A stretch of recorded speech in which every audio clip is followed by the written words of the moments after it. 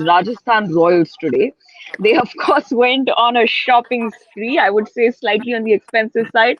But having said that, they let go of Robin Uttapa. Guys, happy for Mr. Dubey there, Deepta? Rajasthan Royal and Dubey is an interesting is are you Yeah, happy for the Dubey? घंटों research कर कर बढ़िया players चुन के best team बनाई थी तुमने, पर टीम फिर भी हार गई तुम्हारी। क्या कभी ऐसा लगा है कि रियल प्लेयर्स के साथ भी खेल रहे हो या नहीं? हाउसर पे आओ, हाउसर पे आप ही की तरह है सिर्फ और सिर्फ असली fans, guaranteed. Visit houser.com and make your team now. yeah. I mean, because they kind of were struggling with the middle order, isn't it? I mean, especially Indians. You have someone like you, Riyan Parag, and all of them. But that middle order, I think Shivam again. Shivam brings to the table a couple of overs and can hit a long ball. So I think they've again some. I mean, a team that have strengthened their bench. Chris Morris is a really good buy. I know it went for quite a bit, but then it's he end of the day what he brings to the table is very unique and something where something that is not very easily available. Where you're talking about somebody who bowls all the tough overs, the first six, the death, and also somebody who can bat at number 7, can finish games with a bat as well. So I think they've actually again good buys because now the question is they have a test series right against New Zealand, if I'm not wrong, starting of June or something like that. So that is going to be interesting how they manage if their match winners like Josh Butler and Jofra Archer have to leave then. Even Ben Stokes for that matter. So that'll be very, very interesting how they manage that. Right.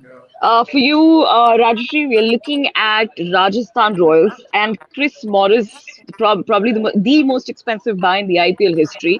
There is something very interesting. The shifts that have happened, the dynamics of the IPL. That there was a time when batsmen used to go for very expensive prices.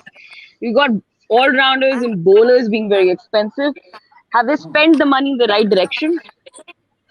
Yes, you're right, Ridhima. The last 3 or 4 seasons, Ben Stokes, successive seasons, turned out to be the most expensive of the auctions. Pat Cummins last season, Chris Morris this time.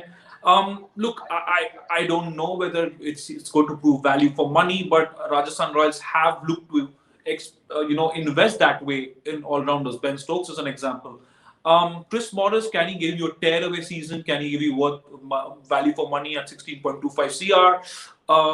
He's never even played a full season. Look at his season last time for our team. 9 matches, got 30 odd runs, 11 wickets.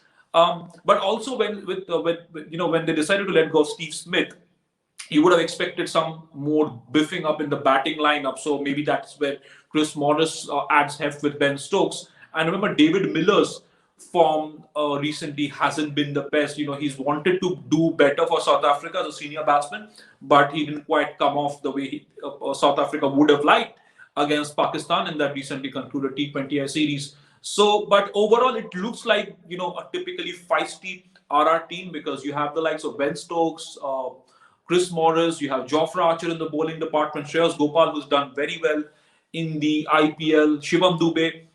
Not surprised that teams would want to go for him in the middle order. But I'm a little, I'm in two minds, and I would like to get Deep's perspective on the fact that Chetan Sakaria got over 1.2 CR. That is the typical. That's the stereotype of an IPL auction like this, isn't it? With money left and with players coming in no particular order in different sets, teams would splurge, and there are certain inexplicable expenses. Deep on Sakaria. On Sakaria, I mean, listen, he's a consistent performer at the domestic level, a left-arm seamer. I guess it's just that he brings a different angle as in a left-arm seamer, and like I said, he's a consistent performer for the last 2-3 years in the domestic circuit. But yeah, one of the things that they also had issue with was the Indian bowling unit. So That's where Zakaria also comes in, because obviously you had Jofra Archer, but then they struggled with. I mean, Karthik Tyagi and Jofra Archer were the two fast bowlers, but then the third seamer was a bit of an issue. But now they have Chris Morris as a third bowler. You've got Shivam Dube, who can hit a long ball, bat at 6-7, and can give you a couple of overs. As a backup, you have someone like a Mustafizur Rahman. I think that they're all right. They're all right there.